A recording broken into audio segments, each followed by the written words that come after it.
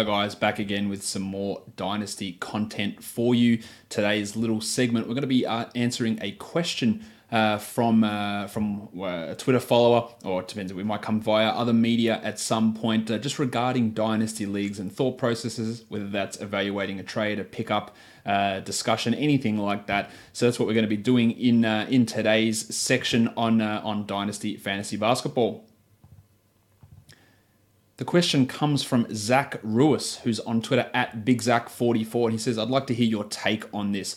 Looking recently and in the next few years ahead, there's more and more athletic, do-it-all type bigs coming into the league. Does this make potential elite bigs more or less valuable in Dynasty formats? The bigs are trained a lot different nowadays. It's a really interesting question, Zach, because we've talked about, and I talk about it all the time, is the value of big man, how hard it is to find these efficient type shot blockers.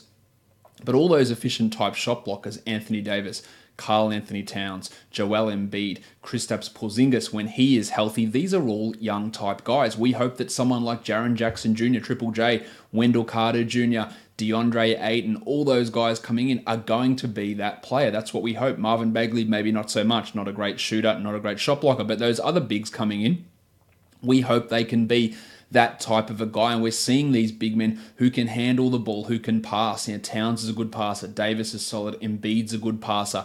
Porzingis needs some work in that area, but we're seeing more of these big men who can knock down the three, who can protect the rim, who can hit their free throws, and can do all these different things coming in and being more important.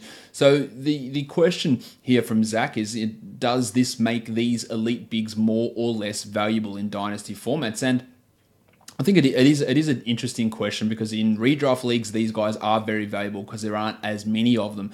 But as the years go on, are they going to become more commonplace? Having these type of players who can go and block shots and hit threes, which we once called a unicorn, is that just going to be commonplace for big men? That's how it sort of feels like, and therefore their rarity, their scarcity is not going to be as high. You might have, instead of 6 of these sort of guys, you might have 20 of these sort of guys. So their overall value, or the overall, scarcity of that category combination it's not as scarce, it's not as rare. So perhaps they do lose some of their value, and then you get those guys, and then the value of other players, point guards, who are going to go out there and get to the rim a ton of times, draw the free throws, shoot that at a real high percentage, but more importantly, get you 5 to 6 assists. Is that then going to become more important than the guys who hit 1.5 threes and block 1.5 shots? Is that going to be commonplace amongst big men? And I think that does make some of these guys a little bit less valuable, because you're always looking for, the value in them is that they're so hard to come across.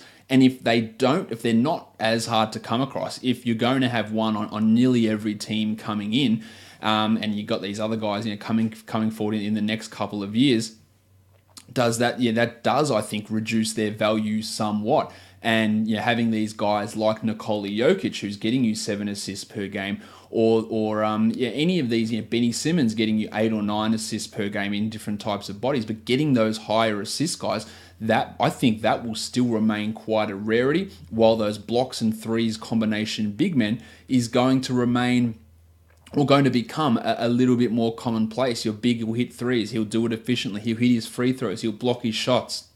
That'll become, maybe like that's a dime a dozen type of a scenario, whereas the guys who get 6.5 assists, that might always just be limited to 15 or so guys per season, and finding the next one of those players becomes the real advantage you can get in a Dynasty League. Now, we don't know exactly the way the NBA is trending, but Zach did have a follow-up to this, asking, with all this, move to these big men who can do everything, and bigger point guards as well, your Lonzo Balls, your Ben Simmons, will we just have teams who are playing guys all size between 6'6" and 6'10", with everyone who can handle the ball and can initiate? Bam Adebayo in Miami is another one of those guys who can start initiating, not to the level of Simmons and Lonzo, obviously, but can handle the ball. So will we see more of this?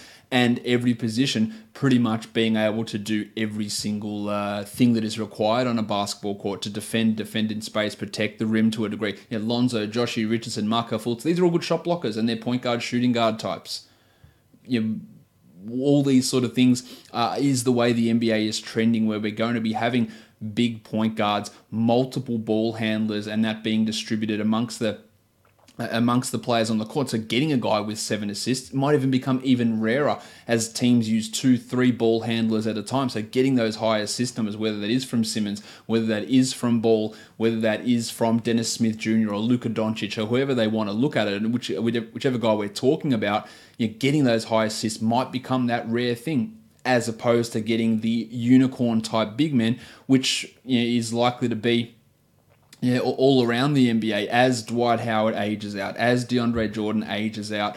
We're even seeing guys like Andre Drummond going to start to shoot threes allegedly this season. Jarrett Allen, the same thing. He's talking up that he'll be starting to shoot threes. So these guys can be your 1.5 threes, 1.5 blocks upside. Jonas Valanciunas, Nick Vucevic, they all started doing it last season. So yeah, I do. It's an interesting topic, Zach, and I do think that the value of some of those big men with that, what would be considered a weird combination 5 years ago, it's going to become pretty much the norm as all of these guys start doing that, and having your throwback big type player who's bad at free throws and can't move outside the paint and blocks 2 shots and does nothing else. That's going to become the rarity, and for fantasy, that's not as good of a player as what these other guys are as well. So Zach, thanks for your question. I hope that gives some sort of insight into how I see the league going and potentially how you value these things in trades moving forward.